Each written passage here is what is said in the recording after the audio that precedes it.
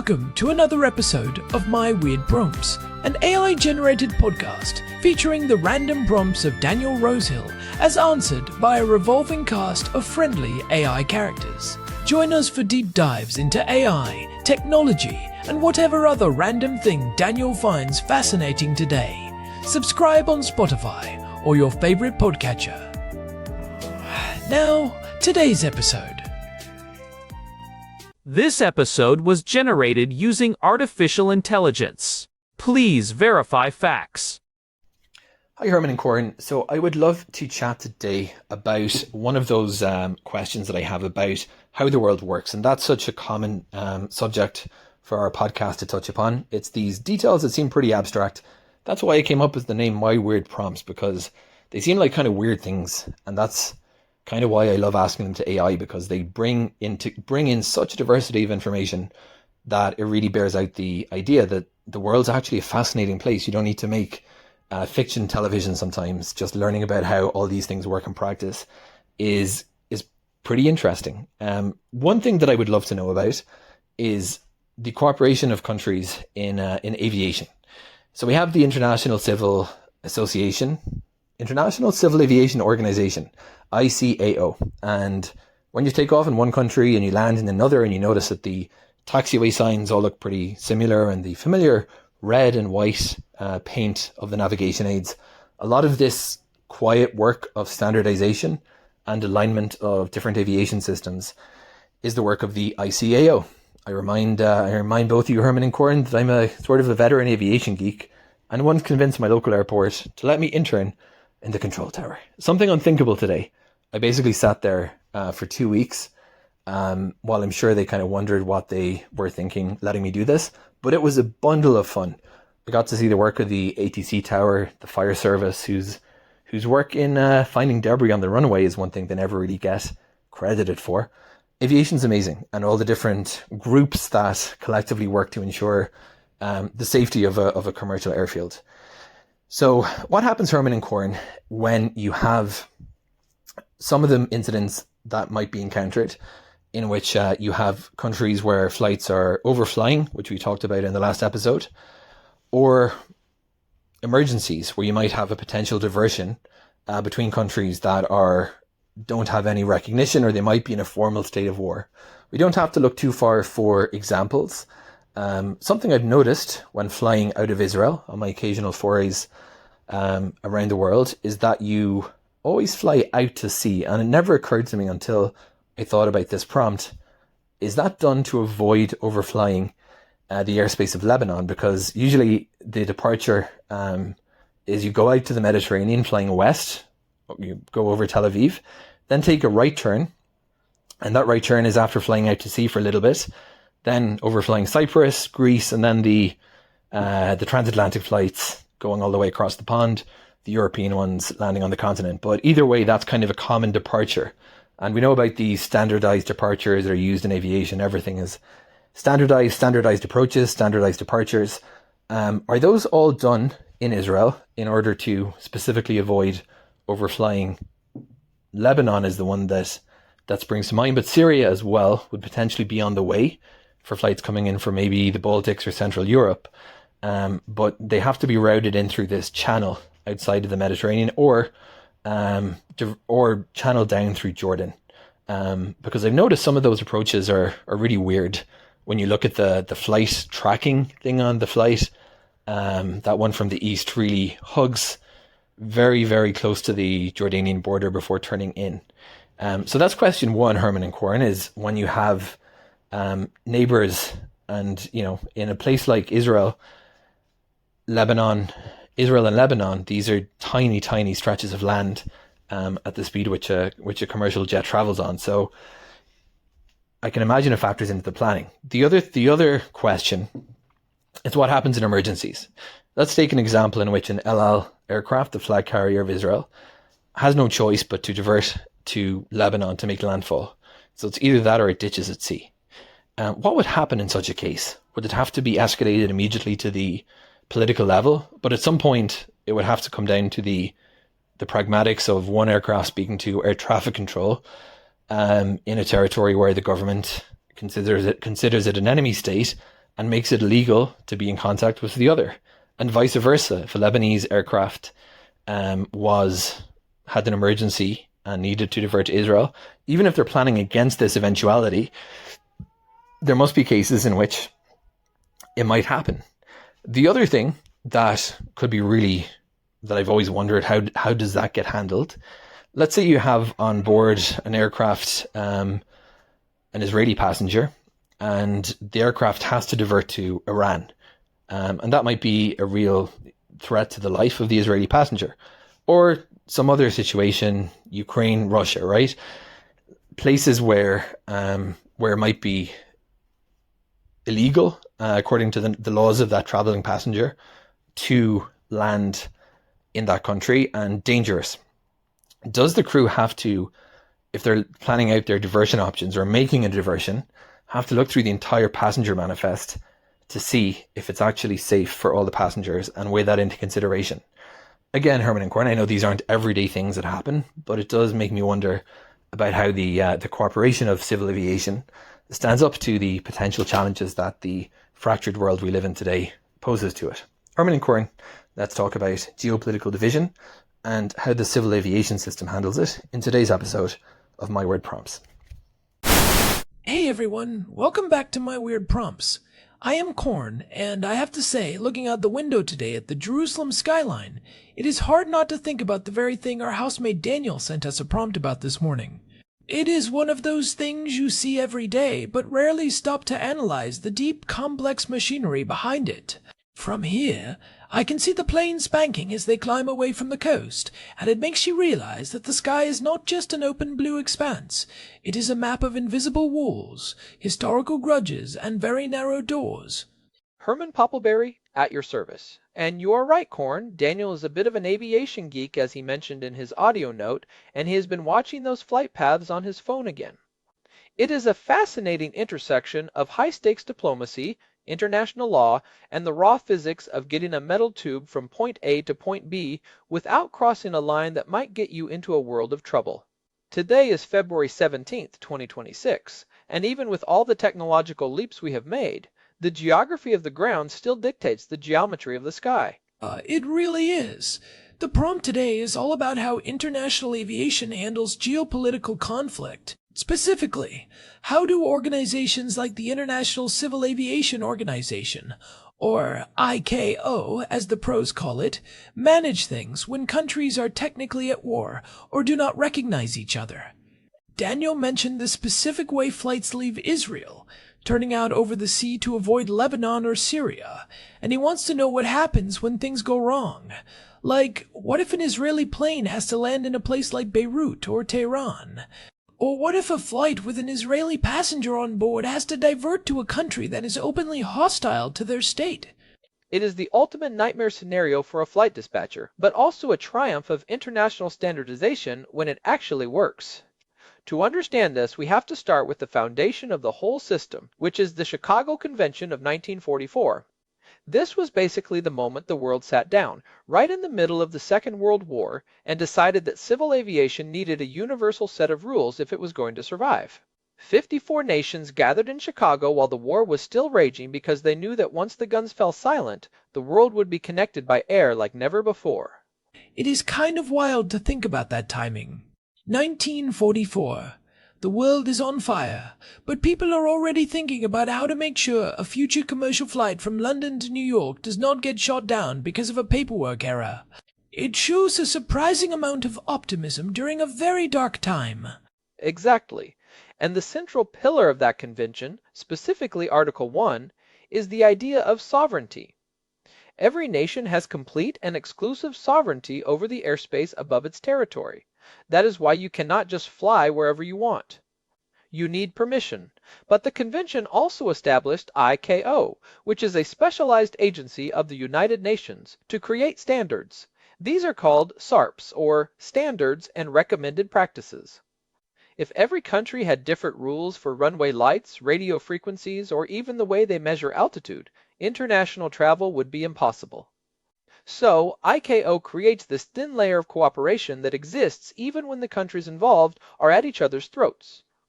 There are 19 annexes to the Chicago Convention covering everything from environmental protection to the transport of dangerous goods. So, let us get into the specifics of what Daniel noticed.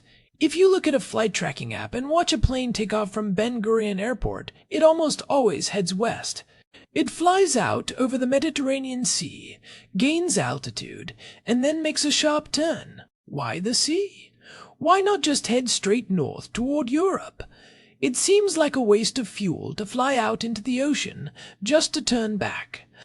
Well, that is the geopolitical reality of our neighborhood. To the north you have Lebanon, and to the northeast you have Syria. Neither of those countries allows Israeli registered aircraft, or often any aircraft traveling to or from Israel, to enter their airspace. If a plane just flew straight north from Tel Aviv, it would cross into Lebanese airspace within minutes. In the world of aviation, that is an unauthorized entry into sovereign territory, which can lead to military intercepts. We are talking about fighter jets on U-wing. So, the departures out of Ben Gurion follow very specific routes, like the Dina departure, which funnels traffic out over the Mediterranean. So the sea is essentially a neutral corridor. Precisely. There is a specific strip of international airspace over the Mediterranean. Pilots call it a corridor. By heading west first, they ensure they are over international waters before they turn north toward Cyprus or Greece. This is managed by the Nicosia Flight Information Region, or FIAR. Once an Israeli flight crosses a certain point in the sea, the Israeli controllers hand them off to the Cypriot controllers. It is a seamless handoff between two countries that have full diplomatic relations. Interestingly, this changed a bit with the Abraham Accords in 2020. Suddenly, Saudi Arabian airspace opened up for flights to and from Israel, which was a massive shift. It shortened flights to Dubai and India by hours. But toward the north and east, those walls are still very much in place. Even in 2026, despite various regional shifts, the northern route remains a total no-go zone for Israeli carriers. Okay, so the what is clear. We fly over the water to stay safe. But Daniel's prompt goes deeper. He asked about the protocols for emergency diversions into hostile territories. This is where it gets really tense. If you are on an El Al flight and an engine fails right as you are near the border, or if there is a smoke in the cockpit emergency that cannot wait, what is the rule? Does the pilot have to choose between a crash and a hostile landing? This is where the ICAO rules get very serious. Under international law, specifically Annex 12 of the Chicago Convention, every member state has an obligation to provide assistance to an aircraft in distress. This is known as the duty of care. Even if two countries do not have diplomatic relations, even if they are technically in a state of conflict, the humanitarian necessity of saving lives is supposed to override the political situation. When a pilot declares a mayday, they are essentially invoking a universal law that supersedes national borders. That sounds great on paper, Herman, but we know the world is messier than a 1944 treaty. If a pilot radios Beirut Tower and says, "I have a fire on board and I need to land," what actually happens in that tower? Do they really just say, "Welcome, clear to land"? It is a high-pressure handoff. Usually, the pilot would be talking to an intermediate controller, maybe in Cyprus or Jordan. If the emergency is dire, the pilot declares a mayday. Once a mayday is declared, the pilot has the ultimate authority to do whatever is necessary to land the plane safely. This is enshrined in ICAO Annex 2, the rules of the air. If that means entering hostile airspace, they do it. The air traffic controllers in the hostile country are trained professionals. In almost every recorded case in modern history, the controllers prioritize the safety of the flight. They will give the plane a path to the runway. They are not looking to cause a disaster on their own soil. Think about the paperwork and the international condemnation if a country refused a landing to a burning plane and it crashed into a residential neighborhood in their own capital. But what about the aftermath? The plane lands, the fire is put out, and now you have an Israeli aircraft and 100 passengers sitting on the tarmac in a country that does not recognize their state. That is a diplomatic bomb. It is, and there are back-channel protocols for exactly this. Usually, a third party gets involved immediately. Often, it is the Swiss embassy, which frequently acts as a diplomatic bridge between countries like the United States and Iran. Or it might be the International Red Cross. We have seen real-world examples of this. Back in August of 2023, an Arkia flight from the Seychelles to Tel Aviv had to make an emergency landing in Jeddah, Saudi Arabia, due to a technical issue. At the time, There were no formal diplomatic ties between Israel and Saudi Arabia. I remember that. People were worried about how the passengers would be treated. And the result was actually a masterclass in aviation professionalism. The Saudi authorities welcomed the passengers, put them up in a hotel at the airport, and even sent a replacement plane to get them home the next day. The Israeli Prime Minister even released a video thanking the Saudi authorities. It showed that when it comes to the safety of life at sea or in the air, the old rules of humanity usually win. However, it is not always that smooth. In June of 2024, an El Al flight from Warsaw to Tel Aviv had to divert to Antalya, Turkey, because of a medical emergency. While Turkey and Israel have relations, they were very strained at the time.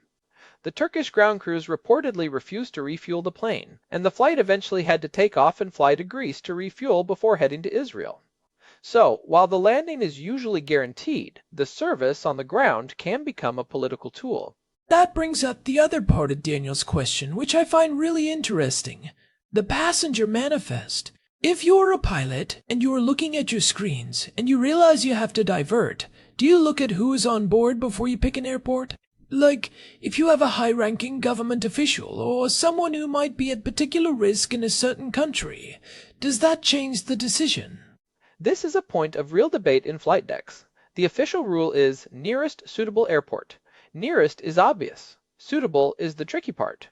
Suitable means a runway long enough for your aircraft, the right fuel, the right emergency equipment, and favorable weather.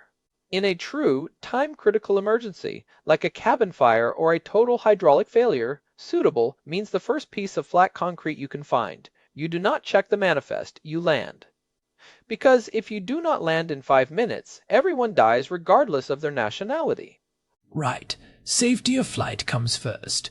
But what if it is a slow emergency? Like a cracked windshield or a single engine failure on a 3-engine plane where you can stay in the air for another hour? In those cases, the flight crew and the airline's dispatch center absolutely take the geopolitical situation into account. They use what they call risk-based routing. If they can make it to a friendly airport by flying an extra 30 minutes, they will almost always choose that over a closer, hostile one. They have these lists of preferred diversion airports. For a flight departing Israel, the dispatchers have already mapped out where they would go at every point along the route. They are not making these choices from scratch in the moment. They have a pre-calculated escape maneuver for every segment of the flight. So they do not necessarily scroll through the names of all 200 passengers, but they know the general risk profile. Exactly. And for certain airlines, like El Al, there are even stricter protocols. They have security personnel who are part of that decision-making process. They are very aware that an Israeli flag on the tail makes the plane a different kind of target than, say, a neutral European carrier. But even for a neutral carrier, if they have dual nationals or Israelis on board, the airline has a duty to protect them. There was a case where a flight diverted to Iran due to a technical issue, and the airline actually worked with the local authorities to ensure no one had to go through passport control. They kept them in a sterile zone of the terminal. The key is that as long as the passengers stay airside, meaning they do not officially enter the country through immigration, the legal complications are minimized. It is amazing that the system holds up, but I wonder about the technical side of this cooperation. Daniel mentioned the red and white paint and the taxiway signs. Does ICAO actually send inspectors to places like North Korea or Syria to make sure their signs are the right shade of red? They do. It is one of the most effective, if least talked about, parts of the United Nations. ICAO has what they call the Universal Safety Oversight Audit Program, or USOAP. They send teams all over the world to check that countries are following the standards laid out in Annex 14, which covers aerodromes. This includes the exact dimensions of runway markings, the intensity of the lights, and even the frangibility of signs, meaning they have to brake easily if a plane hits them. If a country fails to meet these standards, ICAO can essentially flag them, which tells every other airline in the world, hey, it is not safe to fly here. That is a massive economic blow. So even the most isolated regimes usually try to follow the ICAO rules because they want their own national airline to be able to fly internationally. It is like a global club where the membership fee is just following the manual. That is a perfect way to put it. And that manual is incredibly detailed. It covers everything from the exact frequency of emergency beacons to the way a pilot says the word 5. They say 5 because 5 can sound like fire over a static field radio. They say Niner because 9 can sound like 9, the German word for no. This level of extreme standardization is what allows a pilot from Brazil to land in Japan without ever having met the controller. They are speaking the same technical language, using the same PAPI lights, that is, Precision Approach Path Indicator, to tell if they are too high or too low on the glide slope. Let us go back to the hostile territory scenario for a second. We talked about a plane landing in a country it has no relations with. But what about the opposite? What about a flight from a hostile country that needs to land here in Israel? Say, a flight from a nation we do not have ties with is crossing the Mediterranean and has a medical emergency. It works exactly the same way in reverse. Israel is a signatory to the Chicago Convention. If an aircraft calls Mayday, Ben Gurion Airport will clear the way. We have actually seen this happen over the years with various private or charter flights. The priority is the human life on board. The security forces will obviously meet the plane, and there will be a lot of phone calls made to various embassies, but the landing itself is handled with the same professionalism as any other. The controllers at Ben Gurion are not looking at the flag on the tail when a pilot says they have a heart attack on board. They are looking at the radar blip and the distance to the runway. It is a bit of a paradox, is it not? On the ground, we have these borders, walls, and deeply entrenched conflicts, but 30,000 feet up, there is this invisible grid of cooperation that almost never breaks. It is one of the few places where globalism actually functions as intended. And it has to, because the alternative is just too dangerous. If you start politicizing air traffic control, you end up with mid-air collisions. The laws of physics do not care about your passport.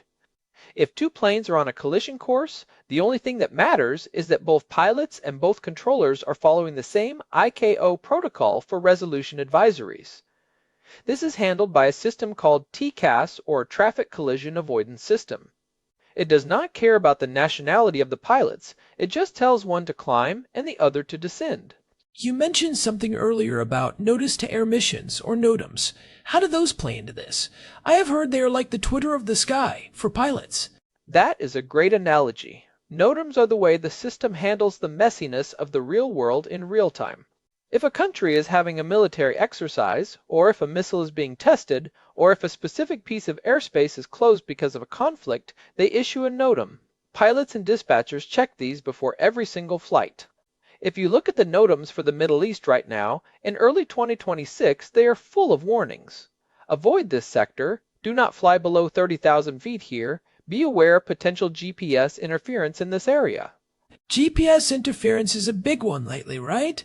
We have been feeling that even here on the ground in Jerusalem. My map thinks I am in Beirut half the time. Exactly. That is a form of electronic warfare that bleeds into civil aviation. It is called GPS spoofing or jamming. It became a massive issue in 2024 and 2025, especially in the Eastern Mediterranean and the Black Sea. And ICAO is currently scrambling to figure out how to standardize the response to that. Because if a pilot cannot trust their GPS, they have to go back to older forms of navigation, like ground-based radio beacons, VORs, or even inertial navigation systems that use gyroscopes to track movement. This is where the standardization Daniel noticed becomes a lifesaver. If the digital systems fail, those red and white signs and those ground beacons are the only things left. So, if we look at the big picture for Daniel, the reason his flight turns out over the sea is a mix of respecting sovereignty and managing risk. But if that flight ever had to go off-script because of an emergency, there is a massive, invisible safety net made of 82 years of treaties and technical manuals waiting to catch it. And it is a safety net that is constantly being patched and updated. Every time there is a near miss or a diplomatic incident involving a flight, ICAO gathers the data and tries to turn it into a new recommended practice. It is a slow, bureaucratic process, but it is one of the reasons that flying remains the safest way to travel even in the most volatile parts of the world. The system is designed to be politically blind. It treats every aircraft as a collection of souls rather than a political statement. I think one of the most fascinating takeaways here is the suitable airport definition. It really highlights the weight a pilot carries. They are not just flying a machine, they are making real-time ethical and political calculations. Is this engine vibrating enough that I should risk landing in a hostile country? Or can I nurse it for another 200 miles to a friendly one? That is a heavy burden. It is. And most pilots will tell you that they have a mental line in the sand. If the plane is going to stay in the air, they keep going to a preferred destination. If the plane might fall out of the sky, the politics disappear. There is a famous saying in aviation: aviate, navigate, communicate. Fly the plane first. Everything else, including the diplomatic fallout and the passenger manifest, comes third. The pilot's primary legal and moral obligation is the safety of the aircraft. It is a good reminder that despite all our divisions, there are these systems we have built that prioritize our shared humanity, or at least our shared desire not to crash. It is a very pragmatic kind of peace. It is not built on everyone liking each other. It is built on the fact that we all use the same sky. It really is. And for our listeners, next time you are on a flight and you see those weird turns on the map, or you notice those standardized signs on the taxiway, just remember that you are looking at the result of thousands of people from nearly every country on Earth deciding to agree on something. It is a rare thing to see such total global consensus on anything, but in aviation, it is the only way to fly. On that note, I think we have given Daniel a lot to chew on for his next flight out of Ben Gurion. If you are listening and you have noticed something weird about the way the world works, or if you have a question about the hidden systems that keep things running, we want to hear from you. Head over to myweirdprompts.com and use the contact form to send us your ideas. And if you are enjoying our deep dives into these topics, we would really appreciate it if you could leave us a review on your podcast app or a rating on Spotify. It genuinely helps the show reach more people who are as curious as we are. We are aiming to hit 3,000 reviews by the end of the year, so every bit helps. It really does. This has been My Weird Prompts. We are available on Spotify, Apple Podcasts, and at myweirdprompts.com. Thanks for joining us on this journey through the clouds. Until next time, keep looking up. Goodbye, everyone. This episode was generated using Gemini Flash 3. Text-to-speech engine was Chatterbox. Thanks for listening to another episode of My Weird Prompts, an AI-generated podcast featuring Daniel Rosehill's AI prompts, as answered by a revolving cast of friendly AI characters including me, Cornelius the Sloth. Subscribe on Spotify or visit myweirdprompts.com.